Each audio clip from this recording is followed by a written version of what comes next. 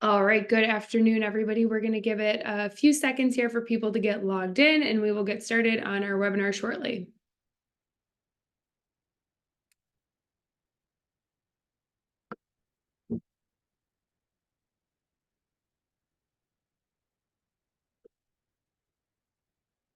Okay, thank you again for coming today. I'm going to give it another 20 seconds or so here to get people logged in, and we'll get started and ready to go.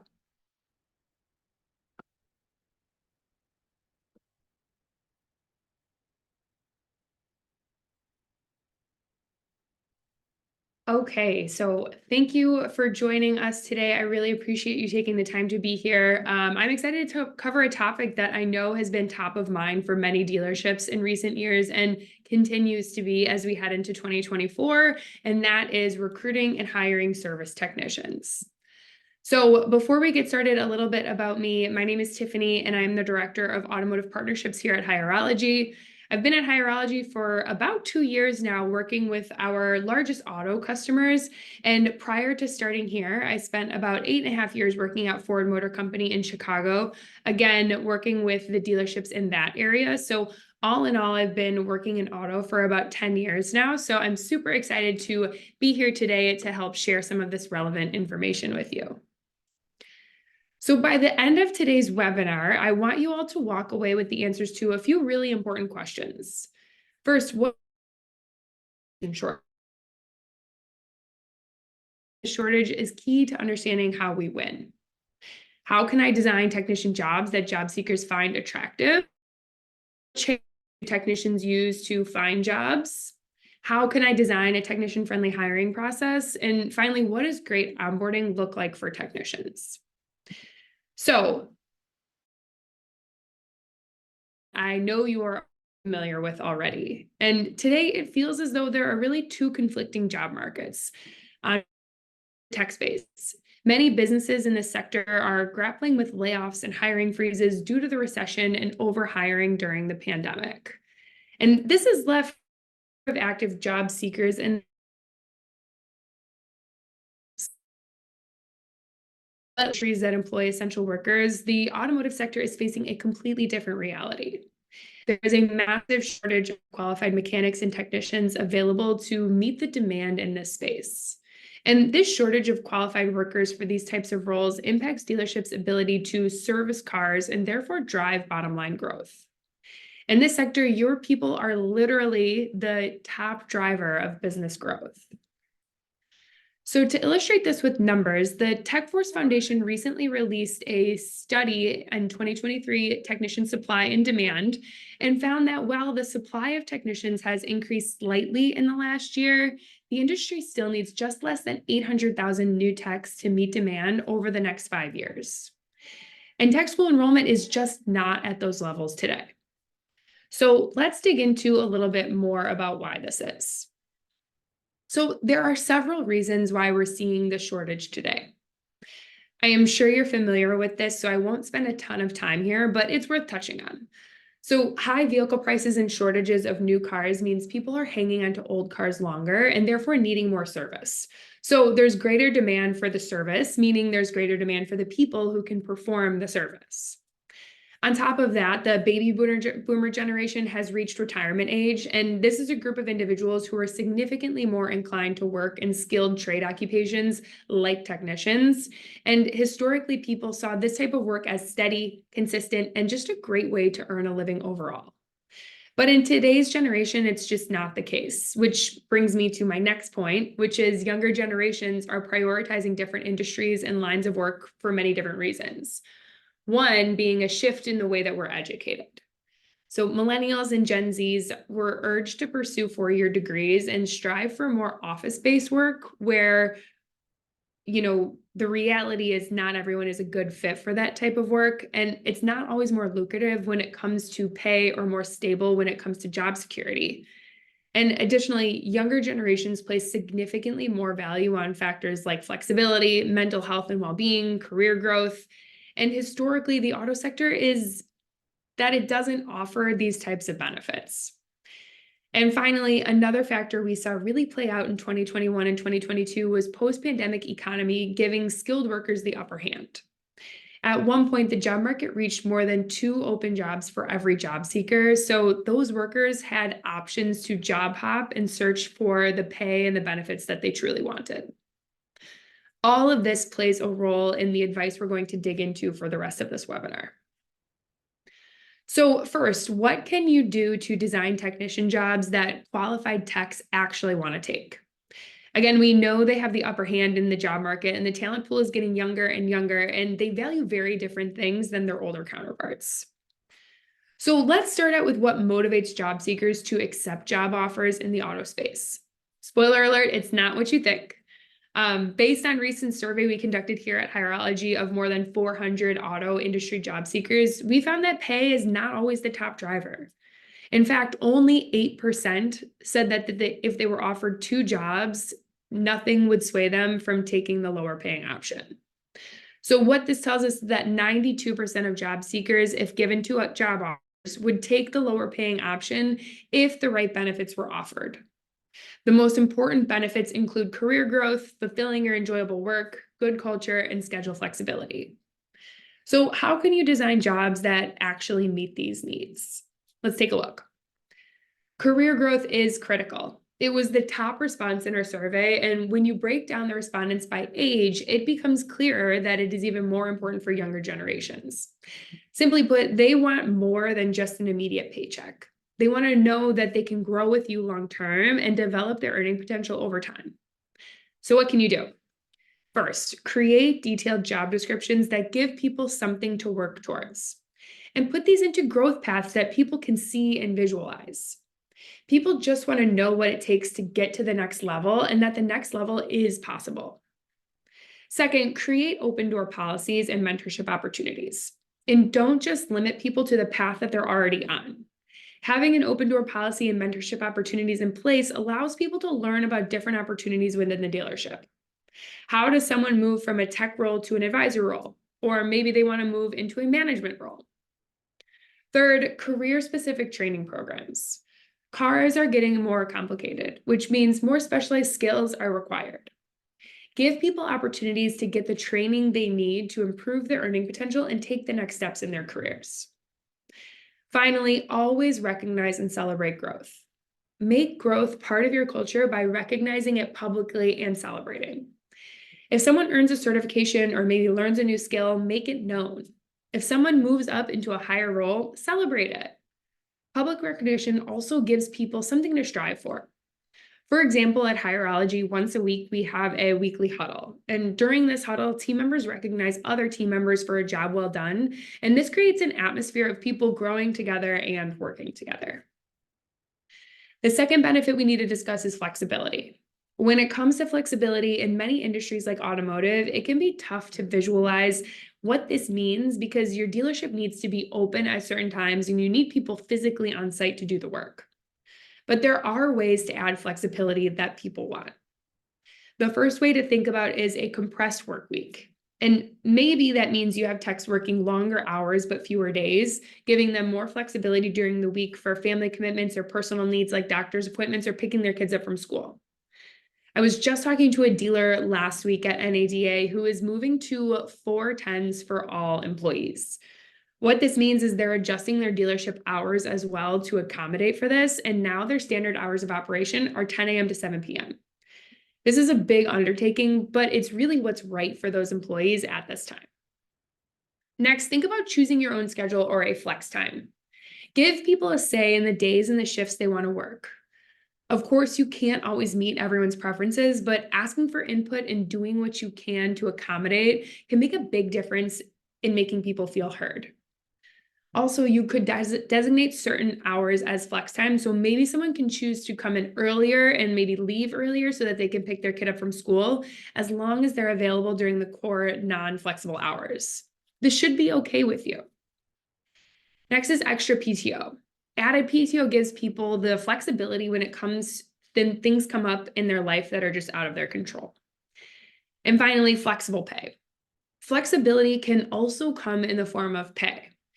If you have the right tools in place, you should consider paying people more often so they feel like they're getting paid according to their needs. You truly won't know what flexibility means to your employees unless you ask them. You may be surprised at what you find out, and this could be a huge difference maker in people's perception of how you work for them. And finally, when it comes to culture and fulfilling work, it gets harder to give you clear, actionable steps because these things are just so subjective and difficult to control. However, there are a few tried and true things that you can control to play a different role in culture and fulfillment. Culture is often the result of the core values of your company, and they clearly define what you want your people to embody every day. Here at Hierology, we have 5 core values that drive us every day, and everyone follows these core values day in and day out, and we try and only hire people who embody them as well. So naturally, over time, the culture resembles this as well. The result is a culture where everyone works hard to create wow moments. We don't blame each other, we're kind to others, and we try and never have a negative attitude.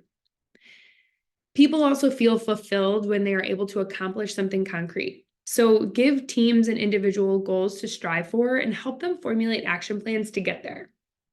Fostering collaboration can also naturally lead to a culture where people feel part of a team and feel part of something that's bigger than themselves. And finally, always try and seek feedback. A great culture is often the result of listening to and acting on what your employees say they want and they need. So once you have a grasp of what you can offer talent to stand out, let's talk about what it takes to reach top technician talent. First and foremost, you need to have a good employer brand. But what truly is employer branding? It essentially means all of the marketing materials that help influence the public's perception of your organization as an employer. This is from your website to your social media channels to your job ads, and it's everything that you've worked on in the first section, from defining those core values and understanding employee needs. That's where that comes in handy. You'll need to take everything you do for your employees and build that into a great employer message, which you'll distribute across all of your own channels. So let's dig into what this looks like. You'll see a great example of a career site here from DGDG, which is a customer that Hierology works closely with. Their career site features women at their company and how they've grown and evolved at the company over time, which is a great way to show diversity and growth. You'll also find language on the site to be really inclusive and welcoming. For example, the careers for everyone. So how can you build a career site and an overall employment brand like this one? So some tips. Start with your career site. Your career site is really the central hub for your employment brand, so it has to be where you focus your time first. You should highlight those benefits that we know technicians want front and center, like showing those career growth charts, and also include videos and images, provide testimonials like you saw in that DGDG example, and maybe even bring these testimonials to your social media pages to even further your reach more. And you might also further your reach through community involvement, things like volunteering, marching in parades, hosting fundraisers. And this really demonstrates that you care about the well-being of your community, and it shows that you care about the well-being of your staff too. All of this is really important for attracting talent that has plenty of options for work. What would make a qualified tech work for you as opposed to the dealership down the street? You have to show that you offer something for them that the competitors do not. So while your employment branding and your job descriptions play a huge role in connecting with technician talent, where you actually source your applicants from is also a really big factor. Simply put, applicant volume starts with sourcing diversity. You cannot just post on one channel and hope that eventually more technicians start to apply. So let's look at some of the sources you can start including in your strategy. When we asked automotive job seekers where they look for work, most indicated they're using a wide range of channels, most commonly Indeed, but also LinkedIn, career sites, Google search, and also networking. And what this tells us is that job seekers are not putting all of their eggs in one basket, so neither should you. We also found that job seekers in the auto space are very willing to return to previous dealerships they've worked for. 67% said that they're open to the idea of that. The same goes for dealerships they've applied to in the past but weren't hired at. Turns out not getting hired actually doesn't burn bridges, and that's good to know. And finally, this should come as no surprise, but if your employees are happy and have had a positive experience, 83% of them are willing to refer friends. This is a great tie into the stat we saw a few slides ago, where 37% of job seekers are using networking to look for work. So if you can motivate that 83% to reach out to their friends, you have an opportunity to form a great pipeline of referrals, which I'm going to get a little bit more into in a few slides. So we know the most important channels for reaching job seekers. So how do you stand out? Don't forget to first define your benefits and build out great employer brand. But from there, you can bring it all into your job ads. And here's some tips for formatting. Use generally accepted industry standards for job titles. Don't use internal jargon, and make sure to title your jobs with what's common in the market. Quickly summarize what this position is in 1 to 2 sentences. People have lots of options for work, so many times they read that first sentence and they decide to either move on or keep reading. And finally, highlight what makes your dealership a great place to work. This should always come before the requirements and responsibilities of the role. You need to lean in with what the job seeker gets from working for you. And this should resemble an ad for your dealership. Think of the job seeker as a customer. What's in it for them? Why should they want to work for you? And we know Indeed is really important given that it's the world's #1 job site and it's the top source used by auto applicants. So I wanted to touch on some best practices here. First, job postings between 100 and 325 words get up to 30% more applicants than other job postings. Second, keep job titles to 35 characters, which is about 5 words or less, to optimize for mobile. Third, consider sponsoring your job. Indeed, sponsored jobs are 4.5 times more likely to result in a hire, which is a big difference maker. And finally, like I said, avoid stock content and inflated descriptions, and don't use internal jargon as well. And it would be very remiss of me not to mention Hireology is a gold integration partner with Indeed, which means our ATS integrates directly into their feed. All jobs are automatically pushed organically, and we also share data with Indeed to help optimize performance. And you can actually manage your sponsored ad spend and track ROI directly from Hireology. If this is something you're interested in learning more about, please let me know and I'd be happy to answer any questions. And as promised, I wanted to touch on employee referrals. We know that your team is willing to refer friends, and job seekers value their friends and former colleagues' opinions on employers. Especially in the auto space, people are highly connected. So what does a good employee referral program look like? First, align your bonus payout to the difficulty of filling the role. People need to have motivation to participate because recruiting isn't their job. You have to pay them for what you're getting. Plus, harder to fill roles should come with a higher payout.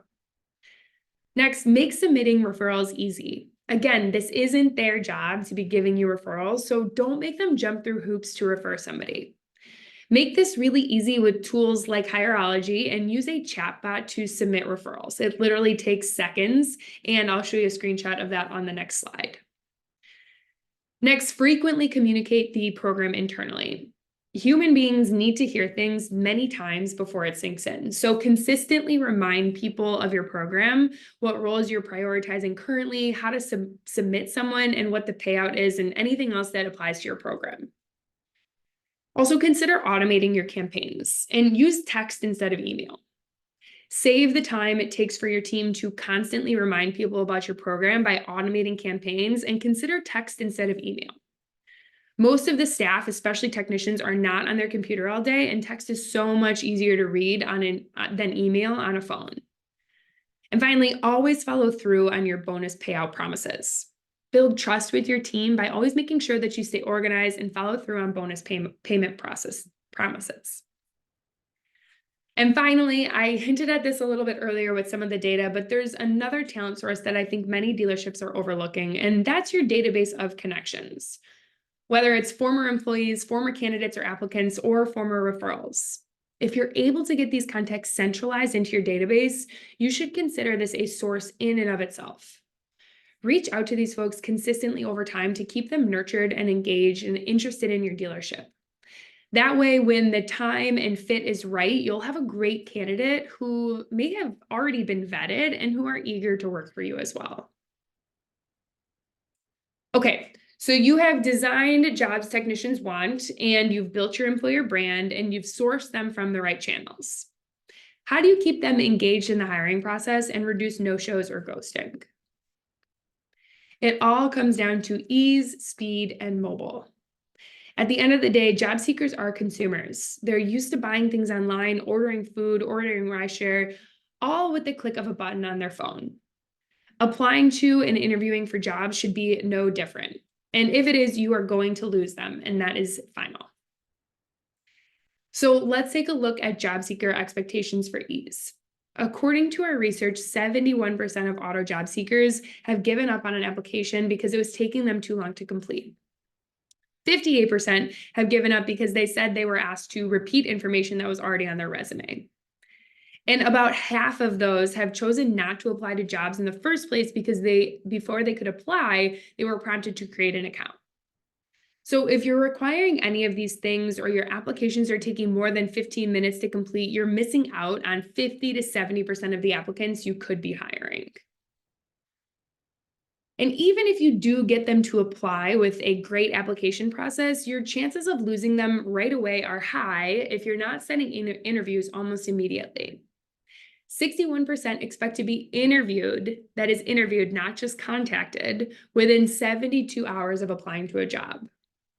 And if you don't meet these expectations, about half will drop out or ghost you. Additionally, mobile plays a very key factor. Just over half of applicants have given up on an application because they were too tough to complete on their phone. So I'm going to ask you to do a little assignment. Maybe not now, but maybe later when you have a moment to yourself, go to your website on your phone. Try to apply to a job on your phone. How frustrated are you? Is it too hard to complete the small fields on your small device? Are the drop downs difficult to navigate? Is it requiring you to attach a PDF, which honestly is nearly impossible to do on a phone? If you said yes to any of these, there is a 100% chance that your applicants are frustrated too, and they're likely giving up. So let's take a look at what a good mobile application experience looks like. On the right side, you'll see a lot of small fields, lots of drop downs, and I actually had to include 2 screenshots here because the application required too much scrolling. Lot of info that is also on the resume as well. On the left-hand side, you'll see really simple fields, easy to complete on a small screen, and only really 5 required fields: name, email, phone, and address. From there, a recruiter can weed out basic requirements for work history, skills, etc. Just get these people in the pipeline. And based on what we know about job seekers, what they want and expect as it relates to speed, some additional questions to ask yourself around your current hiring process include: how long is it? Does it take longer than 3 weeks? If so, you're going to lose people. Again, people, especially technicians, are busy and they're on their feet all day, and they don't want to wait around for you to get back to them or navigate a ton of tedious steps in the process, such as multiple in-person interviews or tedious skills testing. Ask yourself how you can then cut down on some of these bottlenecks that might cause people with families to drop out. Maybe you condense interviews so someone only needs to show up in person for 1 interview and you do the rest virtually or over the phone. Maybe you need to consider your hiring software so that you're automating things like candidate communication and drug screening so that it doesn't take so long for you to complete every single step manually. And speaking of automation, let's touch on some of the steps that can be automated today using technology available to your dealerships now. You can read the list here and remember that none of this stuff should be done manually anymore. Automate responses to candidates when they apply, automate reminders for interviews, automate scheduling in the interviews, and leverage free tools like ChatGPT to write emails and job descriptions to take time off your team's plate and get in front of top talent sooner and get them in the seat faster. And finally, our last bit of information for today's presentation, let's look at the last really important component of hiring technicians, which is onboarding. Onboarding sets a really important foundation for retention, and curbing retention is a critical step in reducing the pressure on your hiring teams who are already having trouble finding and hiring top talent. So let's go back to our data. We asked auto industry workers who are currently employed to rate the onboarding experience with their current employer, and in a separate question, we asked them to rate their loyalty to that current employer. Then we cross-referenced the results. We found that those who reported a positive onboarding experience were more than twice as likely to say they're loyal to their employer. Onboarding is playing a critical role in setting the stage for how an employee feels about you as an employer and how long they're going to stick around. So, what does good onboarding look like? Assign paperwork tasks before day one and make it digital. Don't make people print forms to submit to you via email. Nobody has printers and no one is sitting around at home able to do this, so facilitate this process digitally. And if you're asking people to do it on their first day, you're wasting really valuable first impression time by making them fill in paperwork by themselves. Doing it ahead of time digitally makes it easy for them and frees up time on their first day to hit the ground running. Next, roll out the red carpet. Welcome them to a team lunch, introduce them to everyone one-on-one, maybe send an email or make an announcement about their first day to the team. Generally show them love when they step foot in on their first day. Also, make week one about job training and relationship building. Set them up with people across the dealership for one-on-ones so they can get to know everyone and understand who they can go to for what. Spend time training them so they feel comfortable with processes, technologies, whatever else you have going on, so they really feel they are backed with the support that they need.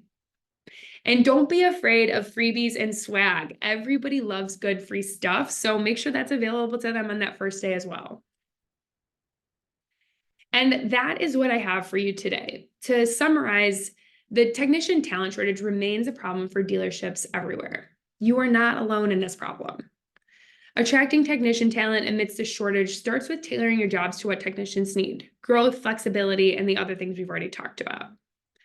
Then you want to make sure your employer branding highlights everything you offer and why working for you is better than what's offered by the competitors. Diversify your applicant sourcing channels. Don't put all of your eggs in one basket and reach top talent where they're searching. And finally, positive onboarding drives retention. First impressions matter so much, and it can make a real difference in curbing turnover. I've also included a QR code here if you want full access to the report with all of the data that I mentioned in today's webinar. And with that, I greatly appreciate you for joining today. If you're interested in learning more about how Hireology can help you, feel free to reach out at the email here, and we will see you on the next webinar. Thanks so much for your time.